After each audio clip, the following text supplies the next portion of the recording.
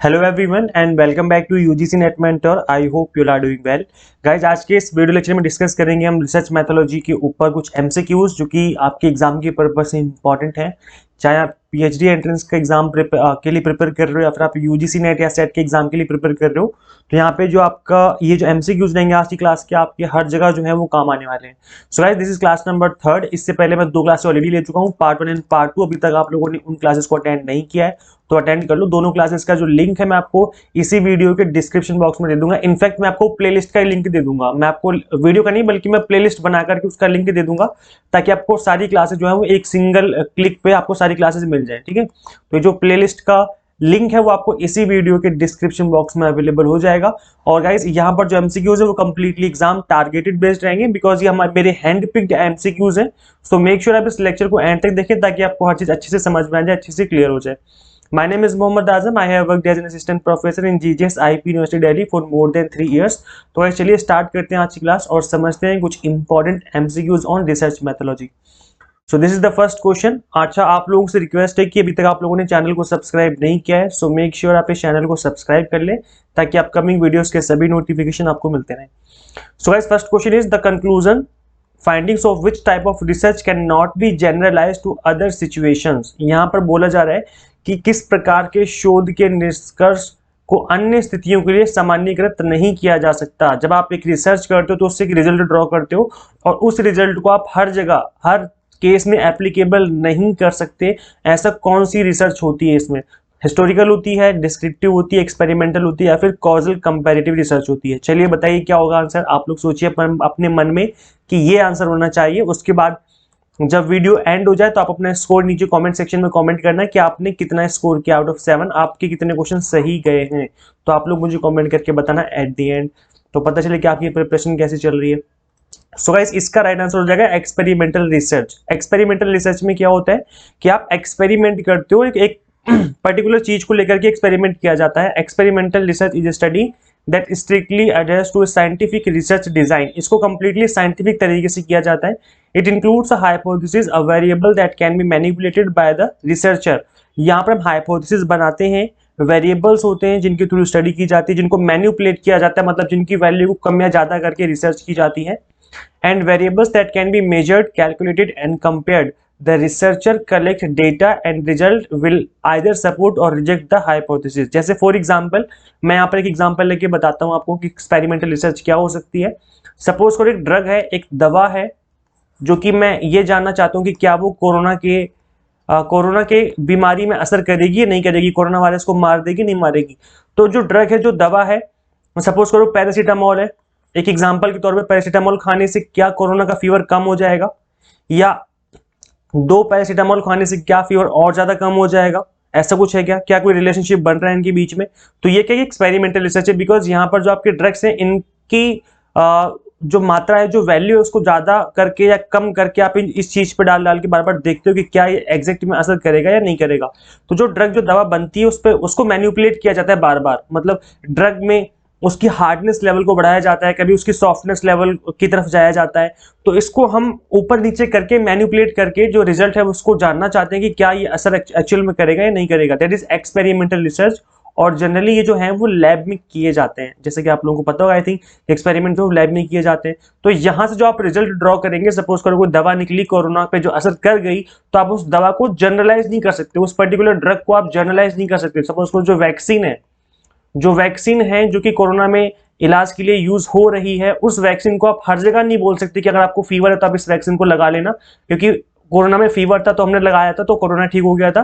तो अगर आपको जनरल फीवर है तो भी आप वैक्सीन ले सकते हो। तो आप उसको जनरलाइज नहीं कर सकते। एक पर्टिकुलर रिसर्च हुई है जो एक पर्टिकुलर टॉपिक के लिए ही उसका जो रिजल्ट है वो ड्रॉ किया गया है। तो यहाँ पर आप इस रिजल्ट को जनरलाइज नहीं कर सकते, जैसा कि इस क्वेश्चन में आपसे बोला गया था कि कौन सी रिसर्च में आप जो है अपने रिजल्ट को जनरलाइज नहीं कर सकते। सो this is that is experimental research. I hope आप लोगों को अच्छे से क्लियर हो गया होगा अभी। चलिए गाइस, नेक्स्ट क्वेश्चन करते हैं। नेक्स्ट क्वेश्चन आपकी स्क्रीन पे आ चुका है। जो हिंदी मीडियम से बच्चे हैं जल्दी से एक बार रीड आउट करेंगे, मैं इंग्लिश में रीड कर देता हूं। विच of the following statement is true in the context of testing of a hypothesis. Hypothesis testing में कौन सा जो है इसमें बात सही बोली गई है? It is only the null hypothesis that can be tested. क्या केवल नल हाइपोथेसिस को टेस्ट किया जाता है? It is only the alternate hypothesis that can be tested. क्या ओनली अल्टरनेट हाइपोथेसिस को टेस्ट करते हैं या बोथ की जाती हैं, और both alternate and null hypothesis can not be tested, या तो दोनों होती है तो दोनों नहीं होती हैं। तो बताइए, अपने मन में सोचिए कि जो आपकी परिकल्पना होती है, परिकल्पना के परीक्षण के संदर्भ में कौन सा कथन सत्य है, कि परिकल्पना को जांचा जाता है, परीक्षण किया जाता है, या वैकल्पिक परिकल्पना की परीक्षण होता है, या फिर दोनों का होता है, फिर दोनों का नहीं होता। तो बताइए अपने मन में, सोचिए जल्दी से फटाफट कि इसका राइट आंसर क्या होना चाहिए, फिर मैं इसका आंसर आपको बताता हूं अभी। ओके, आई होप आप लोगों ने सोच लिया होगा इसका आंसर क्या होना चाहिए। So right answer of this question will be कि यहाँ पर ओनली नल हाइपोथेसिस को ही टेस्ट किया जाता है। ठीक है, so option number A is the right answer. अब जिन स्टूडेंट्स को नहीं पता कि नल हाइपोथेसिस क्या होती है, तो मैं बता दूं, null hypothesis and alternate hypothesis दो तरह की हाइपोथेसिस होती हैं। एक आपकी अल्टरनेट, एक आपकी नल हाइपोथेसिस H0, और इसको बोलते हैं अल्टरनेट HA। दो आप हाइपोथेसिस बनाते हो और जिनके ऊपर आप अपना जो रिजल्ट है वो ड्रॉ करने की कोशिश करते हो रिसर्च में। अब मैं बता दूं कि यहाँ पर ये बनती क्या है, मतलब यहाँ पर H0 बोलती है कि यहाँ पर रिलेशनशिप होगा, ये कहती है यस, और ये कहती है नो, नहीं होगा। तो अगर होगा तो ठीक है भाई, आपकी बात सही निकली जो आप रिसर्च कर रहे थे, और अगर नहीं हो, अगर रिलेशनशिप नहीं बना, इसका मतलब ये वाली ट्रू निकली है, तो इसका मतलब रिलेशनशिप नहीं बनेगा। जैसे फॉर एग्जांपल पैरासीटामोल है, क्या वो कोरोना पे असर करेगी, ये मेरी हो जाएगी नल हाइपोथेसिस, ये है H0, that is null hypothesis कि पैरासीटामोल कोरोना पे असर करती है। This is a positive statement, इसको मैं टेस्ट करूंगा अपने लैब में ले जाकर के क्या असर कर रही है, नहीं कर रही है। और दूसरी मेरी अल्टरनेट हाइपोथेसिस है कि पैरासीटामोल कोरोना पे असर नहीं करती है, दिस इज अल्टरनेट हाइपोथेसिस। तो अगर ये वाली बात सही नहीं निकली, मतलब मैंने लैब में ले जाके टेस्ट किया कि पैरासीटामोल कोरोना पे असर नहीं कर रही है, इसका मतलब अल्टरनेट हाइपोथेसिस सही निकली है, जो मैंने इसमें कहा था कि ये नहीं करती। तो दो ही बातें हो सकती हैं, या तो असर करेगी या तो असर नहीं करेगी। तो दो हाइपोथेसिस होते हैं H0 और HA, that is alternate hypothesis and that is null hypothesis and alternate hypothesis. तो यहाँ पर मैंने आपको इजी लैंग्वेज में समझाने की कोशिश की है, यहाँ पे आप समझ सकते हैं बुकिश लैंग्वेज में जो बुक में लिखे होते हैं चीजें। सो यहाँ पे आप समझ सकते हैं, एक बार देख लीजिए। Null hypothesis states that a population parameter such as mean and standard deviation and so on is equal to the hypothesized value. क्या बोला जा रहा है कि जो नल हाइपोथेसिस होती है वो हमारे अंदाजे के मुताबिक एकदम सही होती है, जो उसकी वैल्यूज होती है। सपोज करो मीन, मीडियन, मतलब कुछ डेटा आप यूज करेंगे इसको चेक करने में कि पैरासीटामोल कोरोना पे असर करती, तो आपके पास कुछ डेटा होगा कि हाँ असर करती है, तो वहां से आप मीन निकालते हो, उस डेटा का स्टैंडर्ड डेविएशन निकालते हो। अगर वो असर एक्चुअल में कर रही है तो जो भी आपने वैल्यू एज्यूम की थी वो आप सही निकलेगी, मतलब असर कर रही है। और यहाँ पर अल्टरनेट हाइपोथेसिस में क्या होता है, that a population parameter is smaller, greater और different than the hypothesized value in null hypothesis. तो यहाँ पर क्या होता है कि जो वैल्यू होती है वो डिफरेंट निकल के आती है, इसका मतलब वो असर नहीं कर रही है, तो ये हो जाएगी आपकी नल हाइपोथेसिस। तो मैंने आपको दोनों ही तरीके से समझा दिया है, बुकिश लैंग्वेज में भी समझा दिया है, मैंने आपको इजी लैंग्वेज में भी समझा दिया है। गाइज, इससे पहले हम आगे बढ़े, मैं आपको बता दूं कि मैं यूजीसी नेट की कंप्लीट प्रिपरेशन करवाने वाला हूं फॉर पेपर 1 एंड कॉमर्स। जो स्टूडेंट्स कॉमर्स के हैं उनकी प्रिपरेशन जल्दी मैं स्टार्ट करूंगा। तो पेपर 1 की जो प्रिपरेशन अगर आप समझना चाहते हो, सभी टॉपिक्स इजी लैंग्वेज में, आसान भाषा में सभी टॉपिक को समझना चाहते हो, ऑल 10 यूनिट्स कवर करना चाहते हो, तो आप मेरी क्लासेस ज्वाइन कर सकते हैं। ऑल 10 यूनिट्स में कराऊंगा, थ्योरी करवाऊंगा। थ्योरी के जब मैं थ्योरी करवाऊंगा तो उसमें मैं एक्सप्लेनेशन दूंगा, प्लस मैं एग्जाम्पल डाल करके चीजों को पढ़ाने की कोशिश करूंगा ताकि आपको और अच्छे समझ में आए। प्लस मैं एमसीक्यूज की प्रैक्टिस करवाऊंगा, वहीं पर बहुत सारे एमसीक्यूज की प्रैक्टिस करने वाले हैं विद एक्सप्लेनेशन। प्लस मैं आपको ऑनलाइन मॉक टेस्ट प्रोवाइड कराऊंगा, सेम टू सेम जैसे कि यूजीसी नेट का एग्जाम होता है ऑनलाइन, सेम टू सेम उसी इंटरफेस के साथ मैं आपका एग्जाम कंडक्ट करवाऊंगा ऑनलाइन। तो ये जो तीनों चीजें हैं वो मैं आपको करवाने वाला हूँ। इसके लिए हम अपनी एंड्रॉइड ऐप डेवलप करवा रहे हैं, यूजीसी नेट मेंटर ही हमारी एंड्रॉइड ऐप का नाम होगा, जो कि 15 जनवरी के लगभग में इसको हम लॉन्च करने का प्लान कर रहे हैं। तो तब से 15 जनवरी से लगभग उसके बाद से हम आपको यहाँ पर कंप्लीट जो है पेपर 1 की प्रिपरेशन करवाने वाले हैं। यहाँ पर 3 मंथ का, 6 मंथ का और 12 मंथ का 3 प्लान रहने वाले हैं। जो भी आपको प्लान जो है बेस्ट लगता है आप उसके अकॉर्डिंग ज्वाइन कर सकते हैं। मिनिमम फीस रखने की कोशिश की जाएगी, और 3 मंथ की भी सबसे कम रहेगी, फिर 6 मंथ, फिर उसके बाद 12 मंथ। और जो बच्चे जिनके पास बिल्कुल भी फीस नहीं है उनको मैं यूट्यूब पे भी पढ़ाता रहूंगा टाइम टू टाइम। वैसे यूट्यूब पे फिर मैं कंटिन्यू नहीं कर पाऊंगा बिकॉज मैं पेड कोर्सेज में पढ़ाना स्टार्ट कर दूंगा, तो फिर यूट्यूब पे मैं रेगुलर बेसिस पे नहीं रहूंगा, बट डेफिनेटली मैं यूट्यूब पे भी पढ़ाऊंगा। सो डोंट वरी, अगर आपके पास पैसे नहीं है तो आप यूट्यूब पे भी मेरी ऑल्टरनेट क्लासेस जो है वो अटेंड कर सकते हैं। और अगर गाइज अगर आप चाहते हो कि एक ही बार में आपका, एक ही अटेम्प्ट में आपका एग्जाम क्लियर हो जाए, तो कंप्लीट 10 यूनिट्स जो है वो इजी लैंग्वेज में कर सकते हैं। कोई सा भी प्लान अपने अकॉर्डिंग चूज करके कर सकते हैं। तो फीस वगैरह अगर आप जानना चाहते हो, आपके मन में ये लग रहा होगा कि सर फीस कितनी लेंगे, बहुत ज़्यादा फीस तो नहीं होगी, तो डोंट वरी गाइस, बहुत ज़्यादा फीस नहीं होगी, इस बात की मैं गारंटी देता हूँ। और जो फीस होगी वो 15 जनवरी को मैं रिवील करूंगा। 15 जनवरी को मैं आपको कंप्लीट इन्फॉर्मेशन दे दूंगा कि किस तरीके से ज्वाइन करना है और फीस क्या रहने वाली है, कंप्लीट इन्फॉर्मेशन आपको मिल जाएगी। सो डोंट वरी, अभी थोड़ा सा टाइम है, तब तक पेशेंस रखिए आप लोग। Okay, so guys next question आपकी स्क्रीन पे आ चुका है। Next question is which of the following are the characteristics of seminar. इसमें से कौन सा जो है वो सेमिनार का कैरेक्टरिस्टिक्स है, निम्नलिखित में से कौन सी संगोष्ठी की विशेषताएं हैं।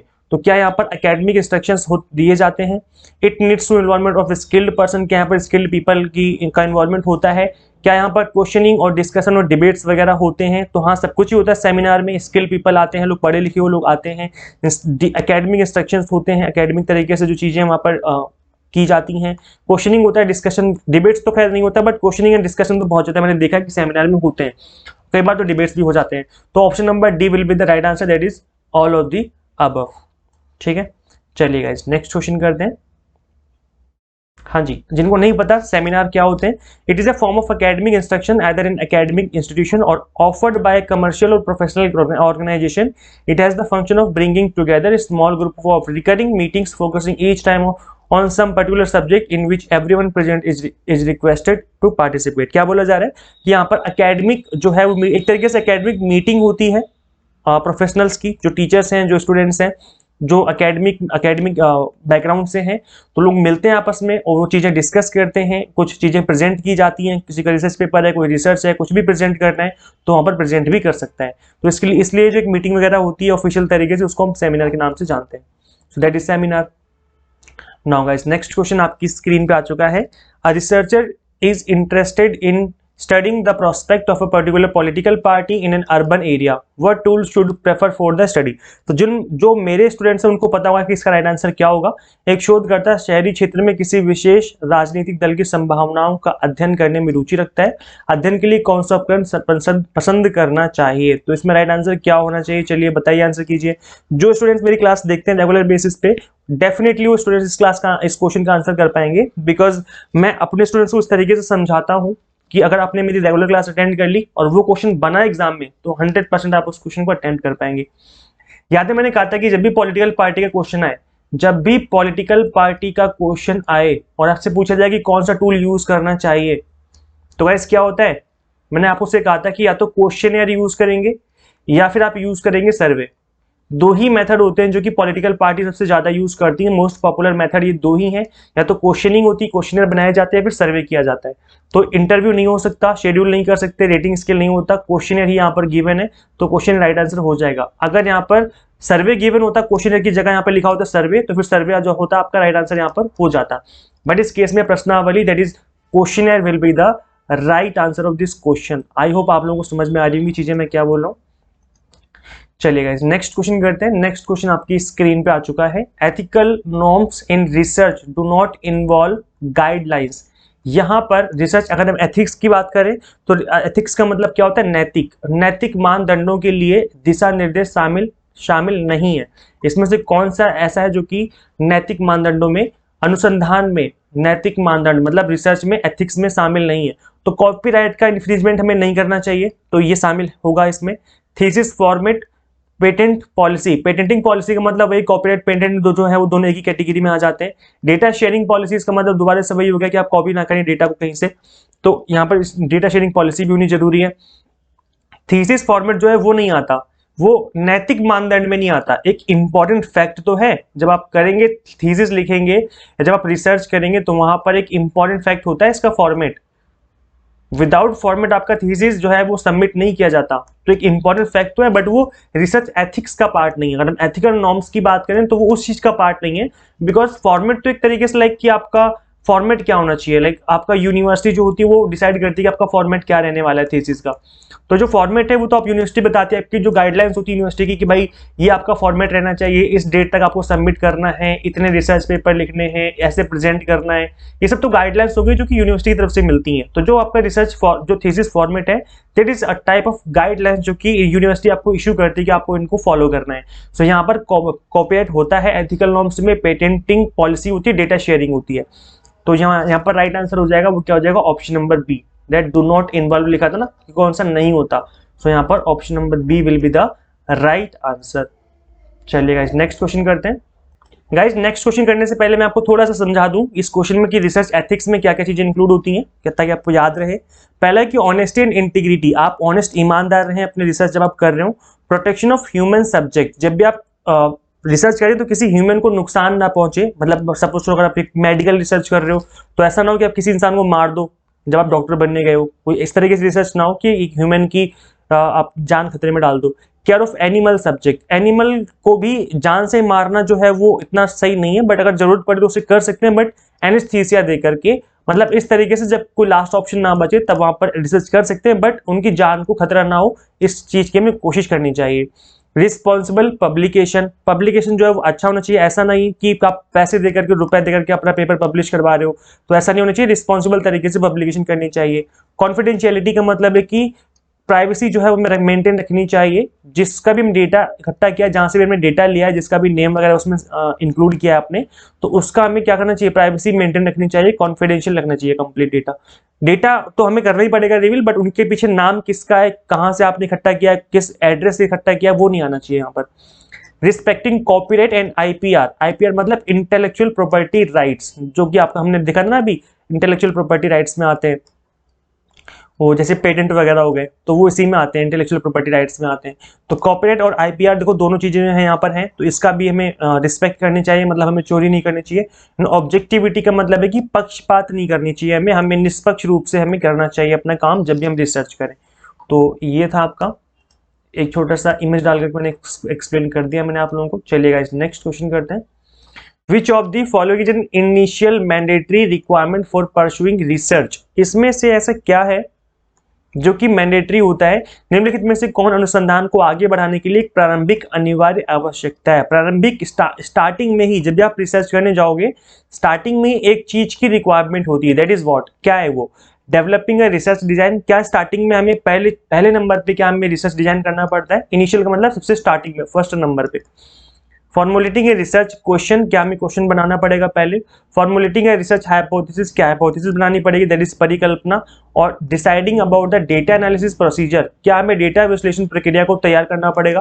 तो क्या करना पड़ेगा इसमें से, तो गाइज जब भी आप एक रिसर्च की बात करते हैं तो पहला स्टेप हमेशा होता है कि आप प्रॉब्लम को आइडेंटिफाई करें कि किस प्रॉब्लम पे आप स्टडी करने जा रहे हो, दैट इज क्वेश्चन, कि भाई कोरोना पे कौन सी दवा असर करेगी। कोरोना मतलब एक तरीके से पहला जो क्वेश्चन जो कि आपके दिमाग में आता है दैट इज टॉपिक, और उससे रिलेटेड क्वेश्चन कि आप इस टॉपिक पे इस क्वेश्चन का आंसर निकालना चाहते हो अपनी रिसर्च में।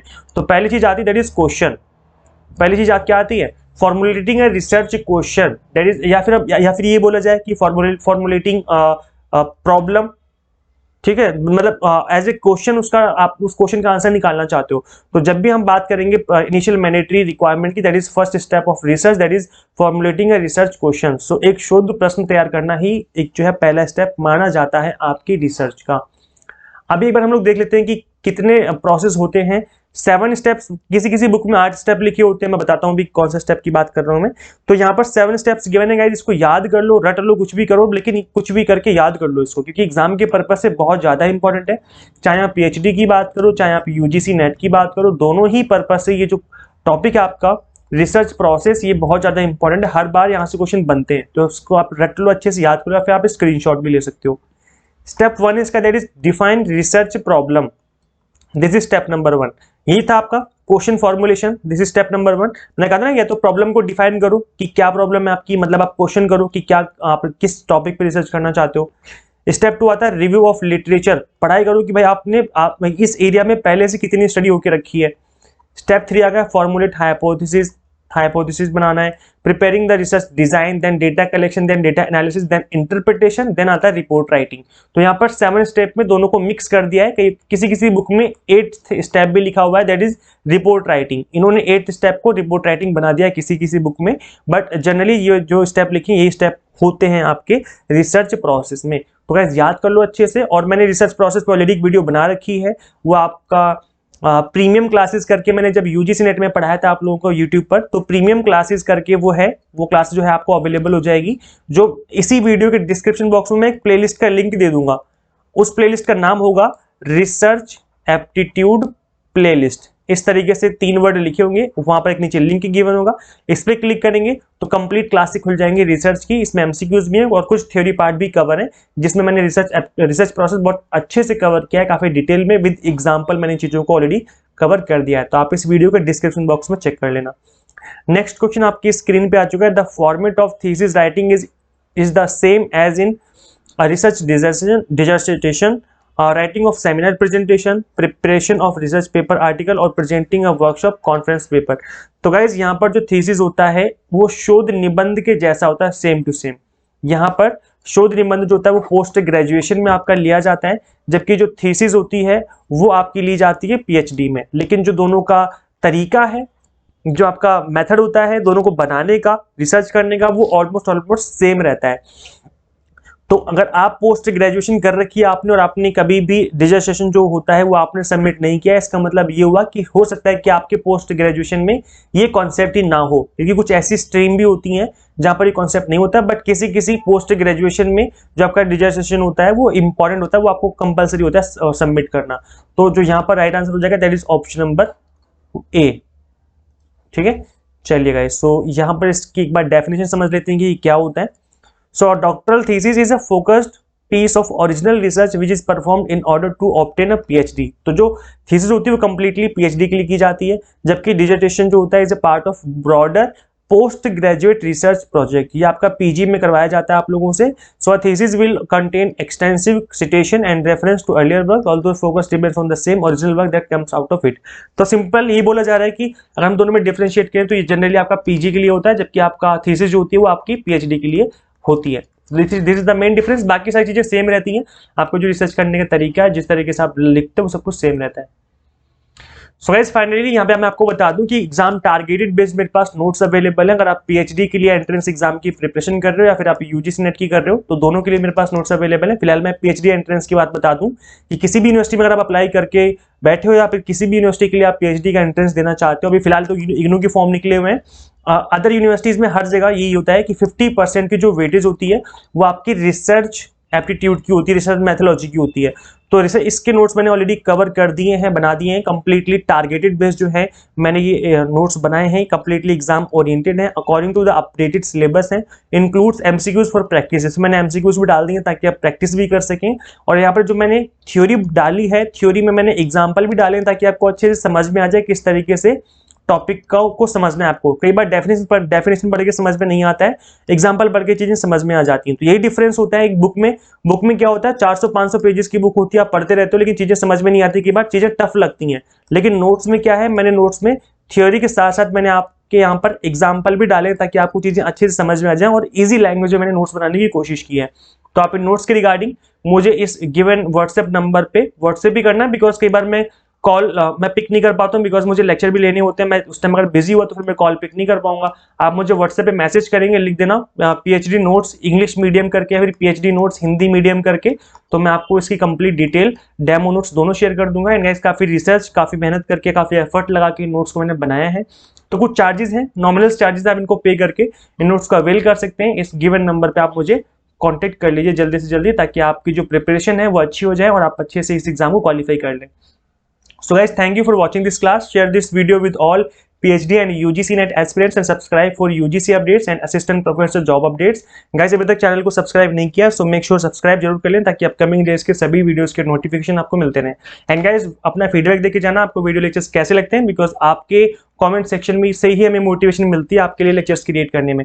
सो गाइज मिलते हैं नेक्स्ट वीडियो में, till then keep watching UGC NET Mentor। Thank you so much.